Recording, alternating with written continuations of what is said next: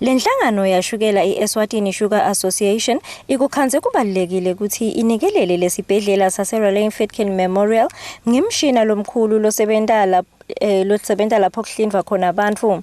Letintfo letinikelwe tifaka ekhatsi lilambo nelitafula lelisebenza nakuhlinzwa abantu.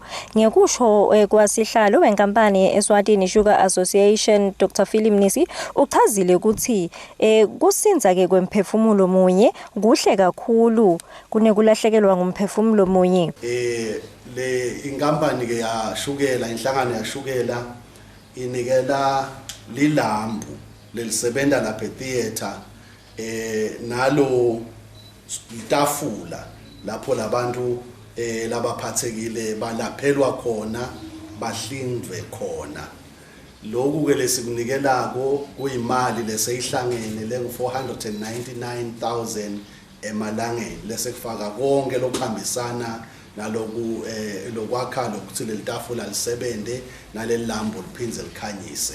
Lubekamelele ke sihlalo weEswatini Nazarene Health Institution Raleigh Fitkin Memorial Hospital umnumzane Benjamin Smelane longumcondzisi wayokele inkampani undlulise ke kubonga kule nkampani yashukela waveta ukuthi lempahla batayisebenzisa kahle emaswati aphume aphilile.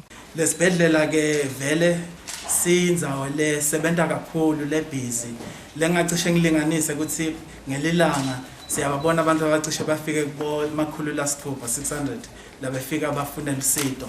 Siyasebenza kakhulu. Lendzawo yasetheater inhlitiyo yalesibhedlela njalo ku uvile nje Dr. Mnisi masikhona le theater ukuthi so lelitafula lifikile amaviki lamabili sebayifike ekhulwini abantu labasenjete etukaleli tafula basitakala. Le mishina lenikelwe ingabida 499,000 wemalangeni 1870 eMaswati Channel nginohlahlathwala ngina Justice Dlamini Skamanzini.